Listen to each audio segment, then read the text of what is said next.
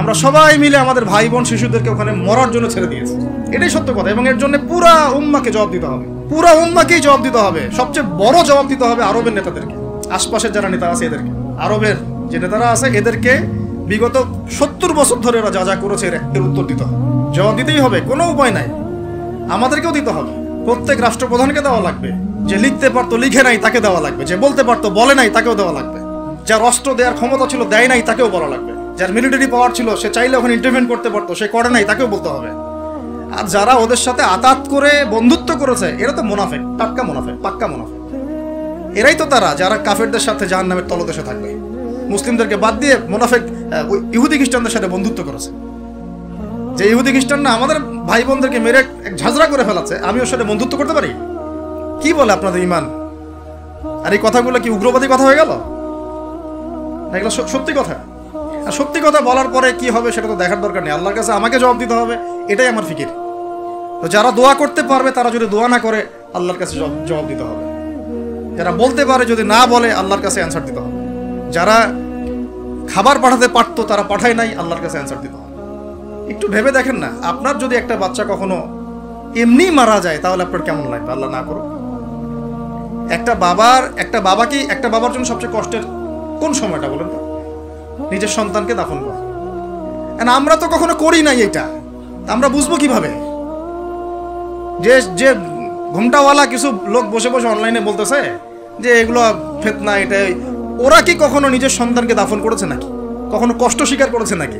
কখনো রিমান্ডে গিয়েছে নাকি? মায়ের খেয়েছে নাকি? কখনো জেল খাটছে নাকি?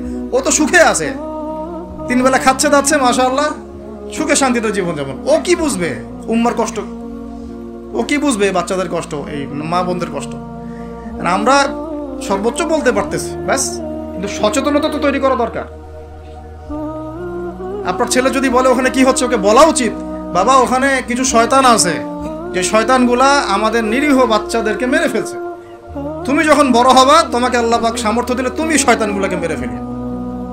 বাচ্চাকে শেখানো উচিত। ওরা 100 বছর থেকে ওদের বাচ্চাকে এগুলো শিখাইছে। ওরা 100 বছর থেকে ওদের বাচ্চাদেরকে শিখাইছে যে মুসলমানরা হচ্ছে পৃথিবীর সবচেয়ে জঘন্য প্রাণী। ওদেরকে যখনই দেখবা তখনই মারবা, ওদের সাথে শত্রুতা করা তোমার উপর ফরজ। এটা ওরা শিখাইছে ওদের বাচ্চাদের। আমাকে বলেন, কোনো মানুষ, একটা সুস্থ স্বাভাবিক মানুষ হাসপাতালে বোমা ফেলতে পারে কিনা বলেন? সে হোক ইহুদি বা খ্রিস্টান বা হিন্দু বা বৌদ্ধ বা মুসলিম, মুনাফিক, যেই হোক, কোনো মানুষ কি হাসপাতালে বোম ফেলতে পারে? কিভাবে ফেললো? তাহলে কি পরিমাণ ক্ষোভ তারা ভিতরে ভিতরে লালন করে আপনার কি বোঝার বাকি আছে? ওরা সুযোগ পাইলে একটাকেও ছাড়বে না, সবাইকে মেরে ফেলা। এই জন্য অল্প অল্প করে আগাচ্ছে, অল্প অল্প করে, আস্তে আস্তে। আমি এটা নিয়ে বিস্তারিত আলোচনা করছি বিগত প্রায় 1 মাস থেকে, আরো 5 বছর থেকে বলে আসতেছিলাম। লাস্ট 1 মাসে আপনারা দেখছেন এখন কি হচ্ছে। ধারাবাহিক এরকম সেশন আসবে ইনশাল্লাহ। আরো অনেক কথা আছে, কিভাবে এই জায়গা তারা আসলো, এটা 4টাখানি কথা না, বিশাল হিস্ট্রি। এমন অনেক সময় হয়েছে, এগুলো কিছুই না, এমন অনেক সময় হয়েছে 1 দফাতে 2.5 লক্ষ মানুষকে মেরেছে তারা ওই জায়গাতে, 1 দফাতে। 1940 সালের কথা বলছি, এক্স্যাক্টলি 1939 সালের জুলাইয়ের দিকের কথা, 1939 সালের দিকের কথা বলছি। ওই সময় এরা 2.5 লক্ষ মানুষকে মেরেছিল। 2.5 লক্ষ মানুষ আপনার কি মনে হয়? এভাবে যদি আমি পরিসংখ্যান দিতে থাকি এখানে আজকে 3টা-4টা বাজবে। আমার কাছে কিতাবও আছে রেডি করা, এবং ইনশাআল্লাহ আল্লাহ পাক চাইলে ওটা পাবলিশও হবে ইনশাআল্লাহ। তখন আপনারা বাসায় পড়ে নিয়েন, দেখেন কি হচ্ছে আসলে। তো মূল কথাটা হচ্ছে, ভাই আমি তো দোয়া করতে পারি, আমার তো করা উচিত, আমার ব্যথিত হওয়া উচিত, আমার কুনুতে নাজেলা পড়া উচিত। যদি আমার আরো বড় সামর্থ্য থাকতো অ্যাটলিস্ট ওখানে ত্রাণ পৌঁছানো উচিত ছিল, বা আরো যদি বড় ক্ষমতা আল্লাহ পাক আমাকে দিতেন তাহলে ওদের মুখের সামনে বলা উচিত ছিল এটা অন্যায়, জুলুম, এর প্রতিবাদে আমরা জাতিগতভাবে পাশে আছি ফিলিস্তিনিদের, এবং মুসলিম রাষ্ট্রগুলোর ঐক্যবদ্ধ হয়ে একটা ফোরাম গঠন করা উচিত ছিল এদের বিরুদ্ধে। কিসের শান্তি চুক্তি আর কিসের নেগোসিয়েশন? কোনো কথা আর বাকি আছে? এদের সাথে একটা ভাষাই বাকি আছে এখন, অস্ত্রের ভাষা, যুদ্ধের ভাষা। একটা ভাষাতেই কথা বলা বাকি আছে, আর কোনো ভাষাই নেই এদের সাথে কথা বলা। তুমি হাসপাতালে বোম ফেলে 600টা মুসলিম বাচ্চাকে হত্যা করে ফেলছো, তোমার সাথে কিসের কথা? একটা কথাই হতে পারে, সেটা হলো যুদ্ধের ভাষা, অথবা এই পুরো ভূমি থেকে তোমরা চলে যাবা পশ্চিমে। এটাই ছিল আমাদের ভাষা। কিন্তু বিগত ৭৫ বছর ধরে আমরা এগুলো করতে পারি না। একটা দুইটা বছর না রে ভাই, ৭৫ বছর ধরে আমরা এগুলো করতে পারি না। তো আমি এখানে গলা ফাটায় আমার আবেগ ঝেড়েও কি লাভ হবে তাও জানি না।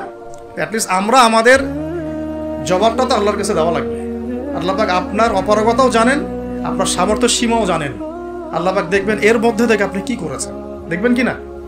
তো এখন ভাই আমাদের কি এইসব মোবাইল, সেলফি, হাবি যাবে এগুলোই জীবন? না আমাদের কি চিন্তা করতে হবে? একটু চিন্তা করতে গেলে প্রথম সলিউশন পড়াশোনা করতে হবে, কোরআন পড়তে হবে। যে যাই বলুক কোরআন পড়লেই হয়ে যাবে, সেই হয়ে যাবে, সব কথা বাদ দেন, আপনি কোরআন পড়েন। যে যাই বলুক না কেন, আপনি কোরআন পড়তেই হবে, আপনাকে এর অনুবাদ আপনাকে পড়তেই হবে, তাফসীর আপনাকে ঘাটতেই হবে, পাশাপাশি নবীর হাদিসগুলো আপনাকে পড়তে হবে। অবশ্যই কোনো না কোনো আলেমের সোহবতে থাকতে হবে। উদ্বাস্তুর মতো জীবনযাপন করবেন না এই 10 জন 20 জন সার্কেল নিয়ে। ওলামায়ে কেরামদের মতো যারা হক্কানি ওলামায়ে কেরাম, তাদের কাছে এসে পরামর্শ করে চলাফেরা করবেন, যাতে আপনি বিভ্রান্তির শিকার না হন, পরামর্শ করতে পারেন। বাংলাদেশে কি আলেম ওলামার অভাব আছে? যত তাদের মধ্যে বিভক্তি থাক, যতই তারা একে অপরের সাথে কলুশনে থাক না কেন, যত দল থাক, তারপরেও আপনি ওলামায়ে কেরামের সাথেই থাকবেন। এবং হকপন্থী চিনে নিবেন। হকপন্থী আর মুনাফেক চেনার সবচেয়ে উপযুক্ত সময় কোনটা সেটাও বলে দিই। হকপন্থী ওলামায়ে কেরাম আর মুনাফেক যারা মুসলিম উম্মার ভিতরে কাজ করছে আমাদের মতো লেবাস পোশাকে, এটা চেনার, ফাইন্ড আউট করার সবচেয়ে শ্রেষ্ঠ সময় হচ্ছে উম্মার এই সংকটপূর্ণ সময়গুলা। উম্মার উপর যখন কোনো বিপদ আপদ, বালা মুসিবত, সংকট আসবে, আপনি এমনি বুঝতে পারবেন কারা মুনাফেক কারা হকের উপর আছে, যদি আপনার বিবেক থেকে থাকে, আপনার বুঝ থেকে থাকে। এরপরেও যদি না চিনতে পারেন, আপনি দাজ্জাল, অন্ধ, আপনি দাজ্জালের মতো এক চোখ অন্ধ। এই মাজলুমদের বিপক্ষেও বহু আলেম কথা বলে নাই, বাংলাদেশে বলে নাই। তা আপনাকে আমি আর কিভাবে চিনাবো, কিভাবে চোখে আঙ্গুল দিয়ে চিনাবো যে আসলে কারা হকপন্থী কারা বাতিলপন্থী? এটুকু তো আপনার দায়িত্ব চেনার। কিভাবে এভাবে তাদের সাথে আপনি নিজের জীবনটা নষ্ট করে ফেলতেছেন? সুবহানাল্লাহ। আল্লাহ পাক আপনাদেরকে হেফাজত করুন, সঠিক পথে রাখুন, ওলামায়ে কেরামের সোহবতে থাকুন, হকপন্থী ওলামায়ে কেরাম। আর ভাই প্রতিদিন যে সুন্নাহগুলো আছে এগুলো আমল করেন, নিজের উপর একটা সংশোধন নিয়ে আসেন। আল্লাহ পাক ততক্ষণ পর্যন্ত আমাদেরকে বিজয় দিবেন না যতক্ষণ না আমরা পরিপূর্ণ ইসলামে প্রবেশ করতেছি। আর পরিপূর্ণ ইসলাম মানে কি শুধু জুমার নামাজ পড়া, শুধু ঈদের নামাজ পড়া? আমাকে বলেন, আপনারা তো জানেন সবকিছু। পরিপূর্ণ ইসলাম মানে কি? 5 ওয়াক্ত নামাজ তো আপনাকে পড়তে হবে। আল্লাহ যদি তৌফিক দেন, সামর্থ্য দেন, তাহাজ্জুদও পড়তে হবে, চেষ্টা করতে হবে, নফল আমল বাড়াই দিতে হবে, জিকির আজগার, তেলাওয়াত, তাসবিহ, তাহলিল বাড়াই দিতে হবে, আল্লাহর কাছে কান্নাকাটি বাড়াইতে হবে, ফিতনা থেকে দূরে আসার চেষ্টা করতে হবে, এই জগতের মোহ ছাড়তে হবে। যতটুকুতে আমার জীবন চলে যায় বাস এতটুকুতেই। আমি এইভাবেও বলতেছি আপনাদেরকে এখন সরাসরি, নিজেদের আপনজনদের মধ্যে, পরিবারের মধ্যে, বংশের মধ্যে কেউ যদি আপনাকে দিনের পথে চলতে বাধা প্রদান করে, ফিতনা সৃষ্টি করে, আপনি তার থেকেও নিজেকে সরা রাখবেন। দিন আপনার, জীবন আপনার, মানে দিন আমার, জীবন আমার, ইহকাল আমার, পরকাল আমার, জবাব আমার। আমার অন্য কারো দ্বারা প্রভাবিত হয়ে দিন নষ্ট করা যাবে না, যাবে? অনেক সময় হয় না, আমাদের বংশে, পরিবারে, কাছের অনেক মানুষ আপনাকে দিনের পথে চলার ক্ষেত্রে প্রতিবন্ধকতা সৃষ্টি করতেছে। আমি বলতেছি না ওদের সাথে আপনি সম্পর্ক নষ্ট করে দেন, কাট অফ হয়ে যান, এটা বলতেছি না। বলতেছি আপনি ইসলামিক দূরত্ব মেনটেন করেন, আপনি নিজেকে নিয়ে থাকেন, আপনি আল্লাহকে নিয়ে থাকেন। এক আল্লাহই আপনার জন্য যথেষ্ট, ইনশাআল্লাহ কাউকে লাগবে না। ইনশাআল্লাহ কেউ যদি না থাকে, এক আল্লাহই আপনার আমার জন্য যথেষ্ট। এটা কি বিশ্বাস করেন কিনা? এই আল্লাহ পাকই আমাদেরকে বাঁচিয়ে রাখছেন, আল্লাহ পাকের হাতেই আমাদের জীবন, আল্লাহ পাকই আমাদেরকে খাওয়ান। আল্লাহ থাকলে কিচ্ছু লাগে না। আর যারা আল্লাহ নাই, সারা দুনিয়া মিলেও তাকে সুখ দিতে পারবে না, তার কিছুই করতে পারবে না। এখন আসলে আমাদের সাথে আল্লাহ আছে কি না একটু নিজেরাই বুঝতে পারবো। আসলে আল্লাহ পাকের সাথে আমার সম্পর্ক কেমন? আল্লাহ বলে ডাকলে বা আল্লাহর কাছে দোয়া করলে কি আমার ভিতরে কোনো অনুভূতি আসে কি না? রাসূল সাল্লাল্লাহু আলাইহি ওয়াসাল্লামের নাম আসলে আমার ভিতরে কোনো অনুভূতি আসে কি না? বুঝবেন ইনশাআল্লাহ, এটা আপনার আস্তে আস্তে বুঝে যাবেন। তাহলে নিজের তাজকিয়ার দিকে ফোকাস করেন, এবং তাজকিয়া অর্জন করার জন্য অবশ্যই সোহবত লাগে। যারা আত্মশুদ্ধিতে পরিপূর্ণ মানুষ, এই মানুষগুলোর সাথে পরামর্শ করে চলবেন। আর নিজের দিন পালন করেন, দিনটাকে আর বিভক্ত হতে দিবেন। যারাই বিভক্তির দিকে নিয়ে যায় এদেরকে বয়কট করবেন, মিশবেনই না এদের সাথে। বরং আমি বলছি, বাংলাদেশে এমনিই তো শত শত দল হয়ে গেছে, এখন আপনি নিউট্রাল থাকবেন, নিজেকে বায়াসড করবেন না, নিউট্রাল থাকবেন। নিউট্রাল মানে নিরপেক্ষ। নিরপেক্ষ থেকে আপনি দেখবেন যে আসলে কার মধ্যে হকটা বেশি আছে। এরপর আপনার বুঝ অনুযায়ী কোরআন সুন্নাহর সাথে মিলিয়ে ওলামায়ে কেরামের পরামর্শে যেদিকে তারা আপনাকে হেদায়েতের পথে নিয়ে যাবেন সেই পথে আপনি চলুন, ইনশাআল্লাহ আপনি ঠিক পথে থাকবেন। এই জন্য আমি একা একা থাকতে নিষেধ করি। ওলামায়ে কেরামদের সাথে পরামর্শ করে চলবেন এবং ঐক্যবদ্ধ জীবনযাপন করবেন। আর কিছু ভাইয়ের মধ্যে যদি খারাপ কিছু থাকে তাদেরকে একদম আন্ডার এস্টিমেট করে ধুয়ে রেখে দেওয়ার দরকার নেই, কারণ যার মধ্যে খারাপ কিছু আছে ওর মধ্যে ভালোও কিছু আছে। খোলা মনে ভালোগুলো নিয়ে নেবেন, খারাপগুলো আপনি ছেড়ে দিবেন। এখন বলতে পারে আপনি কিভাবে বুঝবেন ভালো কোনটা খারাপ কোনটা? নিজে পড়বেন, নিজে জ্ঞান অর্জন করবেন, আল্লাহ পাক বিবেক দিয়েছেন, বোঝার চেষ্টা করবেন এবং আলেমদের সাথে পরামর্শ করবেন। ব্যাস, আল্লাহ পাক এরপরে আপনাকে যে পথে নিয়ে যাবেন ইনশাআল্লাহ সেই পথে আপনি চলবেন, উম্মার বিভক্তি বাড়াবেন। এরপরে যখন অর্থনীতির মধ্যে ঢুকবেন, ব্যবসা বাণিজ্য, রিজিক, চাকরি বাকরি, জান চলে গেলেও হারাম খাবেন না ইনশাআল্লাহ। আল্লাহ পাক তৌফিক দান করেন, আপনাকে তৌফিক দেখ, আমাকেও তৌফিক দান। কারণ আমরা সবাই হারাম খাচ্ছি, আমি নিজেও ফিল করি। হারাম না খেলে আমাদের দোয়া কবুল হইতো। দোয়া যে কবুল হচ্ছে না বোঝেন না। কাবা ঘরে দোয়া হচ্ছে বিগত প্রায় 40-50 বছর থেকে, আল্লাহ ফিলিস্তিনকে মুক্ত করে দাও, মুসলিম ভাইদেরকে সাহায্য করো, নুসরা নাজিল করো। আপনি দোয়ার কি বরকত দেখতে পারতেছেন? দোয়ার কি ইম্প্যাক্ট পড়তেছে? রিজিক হারাম, রিজিক অনেক সময় হারাম হয়ে যাচ্ছে আমাদের। এমনকি হজের মতো মৌসুমে, উমরার মতো মৌসুমে আমরা যে গোশতগুলো খাচ্ছি বাইরে, এগুলো যে কতটুকু আল্লাহর নামে জবাই করছে আল্লাহ বলে। ভাবতে হবে তো, এগুলা পারতেছি না। আমি সত্যি বলতেছি যে আমরা হালাল খাইতেও পারতেছি না মনে হয়। চেষ্টা করতে হবে 100% হালালের উপর থাকার জন্য। যদি আল্লাহর নামে জবাই না করা হয় সেটা কি হালাল হবে? যদি আমার টাকার মধ্যে সুদ থাকে হালাল হবে? যদি আমার টাকার মধ্যে ঘুষ থাকে হালাল হবে? বাংলাদেশের লক্ষ লক্ষ মানুষ নামাজ পড়ে মসজিদে, ঘুষখোর। বাংলাদেশের লক্ষ লক্ষ না, কোটি কোটি মানুষ মসজিদে নামাজ পড়ে, মুসল্লি সুদখোর। অনেক মসজিদ কমিটি আছে সুদখোর। ভাই আমার কথা বলতে কোনো ভয়ে কাজ করে না, আর আমি কারো পরোয়া করি না, সত্য কথা বলতে, এক আল্লাহ ছাড়া। বাংলাদেশে লক্ষ লক্ষ মানুষ আছে মসজিদে নামাজ পড়ে, সুদখোর, ঘুষখোর, দুর্নীতিবাজ, করাপ্টেড। আমাদের কথা বলছি, দাড়ি টুপিওয়ালা মানুষ, আমরা বহু দাড়ি টুপিওয়ালা মানুষ আছি, সমাজে চলাফেরা করি, আমাদের রিজিক ঠিক নেই, হারাম খাচ্ছি। দোয়া কবুল হবে? আল্লাহ পাক আমাদেরকে হারাম থেকে বাঁচান, হারাম থেকে বাঁচান। এরপর পরিবার যখন গঠন করতে যাবেন, ভুল করে পরিবারে অনইসলামিক কোনো মতাদর্শকে স্থান দিবেন না। পরিবারের বউ বাচ্চা যেন পর্দা করে, খেয়াল রাখতে হবে। বিয়ে শাদী করার সময় খেয়াল রাখতে হবে কোন মেয়েটাকে বিয়ে করছে। একটা মেয়ের বাহ্যিক সৌন্দর্য সবকিছু না, 3 মাস 4 মাস খুব মজা লাগবে, তারপর দেখবেন যখন আসল লাইফে আমরা ঢুকে যাই তখন দেখবেন দায়িত্ববোধটাই সবচেয়ে বড় কথা হয়ে দাঁড়ায়। এই রওনাক চলে যাবে, দিনদারিতা না থাকলে এই রওনাক চলে যাবে। মেয়ে দিনদার কিনা এটা দেখবেন সবার আগে। দিনদার হলে যদি একটু গায়ের রং কালো হয়, বিয়ে করে ফেলেন, বিয়ে করে ফেলেন। বিয়ে তো কঠিন করে ফেলছে সমাজ, জেনা সহজ হয়ে গেছে। মোস্তফা কামাল আতাতুর্ক যখন ক্ষমতায় আসছিল না, আমি সংবিধান চেক করলাম আজকে পড়তে এক জায়গায়, ওই সময়কার সংবিধান তুরস্কের। মোস্তফা কামাল আতাতুর্ক যখন 1918 সালের পরে ক্ষমতায় আসছে, ওকে তো ক্ষমতায় বসাইছে ব্রিটেন। এ তো জানেন হিস্ট্রিটা, আপনারা অনেকে জানেন যারা পড়াশোনা করেন। ও সংবিধানে লিখেছে যে একাধিক বিয়ে করা হারাম, আর অমুসলিম নারীকে বিয়ে করাও বৈধ। সব উল্টাই দিছে। আমাদের সমাজে এখন ওইরকম চিত্র দেখা যাচ্ছে যে আপনি 17 বছরে বিয়ে করতে পারবেন না, কিন্তু 17 বছরে আপনি জেনা করছেন। আল্লাহ মাফ করুন, বাংলাদেশে 17 বছর বয়সে জেনা করা ছেলে মেয়ের অভাব আছে? আদমশুমারির মতো এই কুমারিত্ব টেস্ট যদি করা হয় ছেলে মেয়েদের, তারপর দেখা যাবে কি অবস্থা। তো বিয়েটাকে সহজ করা উচিত। বিয়ের বয়স একটা ফিক্স করা হয়েছে, এর সাথে তো আমরা এখন যুদ্ধ করতে পারবো না। পারবেন? ছেড়ে দেন, আচ্ছা ফিক্স করছে বুঝলাম। এখন ওই বয়সটা হয়ে গেলেই আপনার সন্তানের বিয়ের ব্যবস্থা করে ফেলেন এবং এটাকে সহজ করে দেন, এত জটিল করেন না, সহজ করে দেন যাতে করে ওরা জিনা থেকে বেঁচে থাকতে পারে।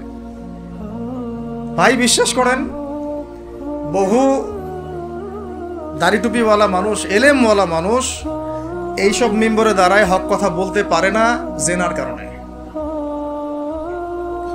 জেনার কারণে এই যে আমরা চলাফেরা করতেছি না, চোখের জেনা তো হচ্ছে অ্যাভেলেবেল। অনেক সময় মনেরও জেনা হয়ে যাচ্ছে, মনে খারাপ চিন্তা চলে আসতে পারে না, দেখবেন মনের নূরটা নষ্ট হয়ে যায়, তখন আপনার ইমানের ওই তেজটা কাজ করে না। ভালো করে খেয়াল করে দেখবেন, যখন মনের মধ্যে এই নূরটা নষ্ট হয়ে যায়, কিছু একটা নগ্ন মেয়েকে দেখে ফেলছেন বা একটা মেয়েকে দেখে আপনার অ্যাট্রাকশন তৈরি হয়ে গেছে, হতে পারে, কিন্তু হতে পারে, আমরা তো ফেরেশতা না, হতেই পারে, তখন দেখবেন মনের মধ্যে নূরটা নষ্ট হয়ে যায়। ওই সময় আপনি কিন্তু এই ইমানের এই জাজবাটা শো করতে পারবেন। তখন নবী সাল্লাল্লাহু আলাইহি ওয়াসাল্লাম বলেছেন, তখন যদি বাসায় স্ত্রী থাকে তোমরা স্ত্রীর কাছে চলে যাবা, নিজের প্রয়োজন মিটাই নিবা, তাহলে এই শয়তানি মন থেকে চলে যাবে। এখন তো বিয়ে কঠিন, এটা মিটাবে কিভাবে? অনলাইনে ঢুকলেই দেখবেন আপনি নগ্নতা নগ্নতা নগ্নতা। এই ছেলে পেলে আমাদের সাথে যারা ঢাকায় থাকে এরা যাতে আরো জানে কি আছে ওখানে, কি হয়। ছেলে ছেলে নাই আর মেয়ে নাই, মেয়ে আর মেয়ে নাই, ও নিজে ছেলে। একটা মেয়ের যে চরিত্র খারাপ এটা বোঝার জন্য এতটুকু যথেষ্ট যে ও মোটর সাইকেলের পিছনে বসছে কিভাবে, এটা দেখবেন। একটা আপনার শালীন দিনদার স্ত্রীকে নিয়ে যদি আপনি মোটর সাইকেলে জানো, দেখবেন তার বসার ধরনটা কেমন, আর যাদের সাথে যে ফ্রি মিক্সিং এ প্রেম প্রীতির সম্পর্ক করে এদের বসার ধরনটা কেমন। বসাই আপনাকে বলে দেবে কত বড় বেয়াদব, কত বড় আদবহীন বেহায়া একটা মানুষ। আমার কথা ইশারা দিচ্ছি, সব তো বলা যাবে না। তো এটাকে সহজ করবেন, এখানে দিনদারিতাকে প্রাধান্য দিবেন, ভুলেও দুনিয়াদারিকে প্রাধান্য দিয়েন না। ও বাপের কয় টাকা আছে, ওর বিয়ে করলে আমি পাবো কি, কত সুন্দর ঐশ্বরিয়া রায়ের মতো কিনা, এগুলো দেখার দরকার। এগুলো থাকে না, আস্তে আস্তে চলে যায়, দিনদারিতা থেকে যায়। ইব্রাহিম আলাইহিস সালামের স্ত্রীদের কথা আজকে আমরা স্মরণ করি না? হাজেরা আলাইহিস সালাম, তার ওই সবর, সাফা মারওয়ার সাই, তাওয়াক্কুল আল্লাহর কাছে এত পছন্দ হয়েছিল যে কিয়ামত পর্যন্ত যত মানুষ হজ করবে, সাই না করলে হজ হবে না। ঠিক আছে, উনার ওই হাঁটা দৌড়াদৌড়ি আল্লাহর কাছে এত পছন্দ হয়েছে। আপনি জামজাম কূপ ওখানে যে তাওয়াফ করছেন না, তাওয়াফ করে যে পানি খেয়ে আসলেন, সাফা মারওয়া সাই করলেন, এই সাই না করা পর্যন্ত আপনার হজই হচ্ছে না, ওমরাই হচ্ছে না। একজন দিনদার মেয়ের দিনদারিতা আল্লাহর কাছে কিভাবে কবুল হয়ে থাকে, আমাদের মেয়েদেরকে বুঝান, বাসায় গিয়ে বোনদেরকে বুঝান, মাদেরকে বুঝান, স্ত্রীদেরকে বুঝান, তাদেরকেও একটা উদ্দেশ্যে আল্লাহ পাক সৃষ্টি করেছেন। কি উদ্দেশ্য? তারা যেন ইসমাইলের মতো প্রজন্ম জন্ম দিতে পারে। তাদেরকে সিরিয়াল দেখার জন্য পাঠানো হয় না, তাদেরকে এই রং তামাশা করার জন্য আর স্নো পাউডার মেখে বাইরে ঘোরার জন্য পাঠানো হয় না। এবং এটাকে কন্ট্রোল তো আমাদেরকে করতে হবে। এই যে বললাম, কন্ট্রোল করতে গিয়ে যদি দেখেন পারতেছেন না, আপনার দ্বারা হচ্ছে না, তখন কি প্রয়োজনে ডিসকানেক্টেড হয়ে যাবে, প্রয়োজনে ডিসকানেক্টেড হয়ে যাবেন, তাও নিজের দিনকে ক্ষতিগ্রস্ত হতে দিবেন। কিছু করার নাই তো, চেষ্টার উপর চেষ্টা করে যাচ্ছেন আপনি 10 বছর, 15 বছর, 5 বছর, 7 বছর, কোনো রেজাল্ট পাচ্ছেন না। এখন আপনি কি করবেন? দিন ছেড়ে দেবেন? আপনিও তাদের মতো হয়ে যাবেন? আপনাকে আপনার স্বতন্ত্র জায়গায় থাকতে হবে। আল্লাহ পাক তৌফিক দান করুন। আর ইসলাম সংশোধনের মধ্যে সমাধান আসলে আলহামদুলিল্লাহ। এরপরে বাচ্চা কাচ্চা যেগুলো হবে, এগুলো পয়েন্ট মনে রাখবেন, পড়াশোনা থেকে নিয়ে এই পর্যন্ত বাচ্চা কাচ্চা যেগুলো হবে, এক একটা বাচ্চাকে আগামী দিনের যোদ্ধা হিসেবে গড়ে তুলবে। কি যুদ্ধ করবে তারা? আগে আদর্শিক যুদ্ধ করবে, আদর্শিক যুদ্ধ করবে, যে আমরা ওইসব আদর্শে চলি না, আমাদের নিজস্ব আদর্শ আছে, এটা ইসলাম। আমাদের কিতাব আছে কোরআন, আমাদের সুন্নাহ আছে মুহাম্মদ সাল্লাল্লাহু আলাইহি ওয়াসাল্লামের সুন্নাহ। এরা বৈষয়িক শিক্ষাও শিক্ষিত হবে, ইসলামিক শিক্ষাও শিক্ষিত হবে ইনশাআল্লাহ। এরপরে এদের দ্বারা ইনশাআল্লাহ এমন জেনারেশন আমরা গড়ে তুলব, যে জেনারেশন আগামী দিনে ইসলামের পতাকা বহন করবে ইনশাআল্লাহ। আমরা যেটা পারি নাই, চেষ্টা চালাবো, আমাদের বাচ্চাদেরকে গড়ে তুলবো ইনশাআল্লাহ। পারা যাবে না? আল্লাহ পাক আমাদেরকে এই সব উদ্দেশ্যে দুনিয়াতে পাঠাইছে। এভাবে ইনশাআল্লাহ আমরা এলেম অর্জন, তাসকিয়া অর্জন, আমল বাড়িয়ে দেওয়া, হালাল খাওয়া, পরিবার গঠন করা, প্রজন্ম গঠন করা, এই কাজগুলো করতে করতে করতে আমরা আগাবো ইনশাআল্লাহ। এবং এখন যা চলছে এই ফিতনাগুলো থেকে আমরা নিজেদেরকে দূরে রাখার চেষ্টা করব। আর যেখানে যেখানে যেখানে মুসলিমদের এগেইনস্টে এই কাফের, মুশরিক, জালেম, মুনাফিকরা পদক্ষেপ নেবে, আমরা আমাদের সাধ্য মতো এটাকে প্রতিহত করব। হয় জবান দিয়ে প্রতিহত করব, নাহলে লিখে প্রতিহত করব, নাহলে কোনো সাহায্য করে প্রতিহত করব, নাহলে অ্যাটলিস্ট দোয়া করে প্রতিহত করব। কিছুই নাই, কমপক্ষে কি করবেন? দোয়া করুন। কিছু নাই, কমপক্ষে দোয়া করুন। কিন্তু কোনো অবস্থাতেই আত্মসমর্পণ করবেন না এদের সাথে। ওদের সামনে কোনো অবস্থাতেই জালেমের সামনে হাঁটু গেড়ে দিবেন, মাথা উঁচু করে বাঁচবো ইনশাল্লাহ, মাথা উঁচু করে মরবো।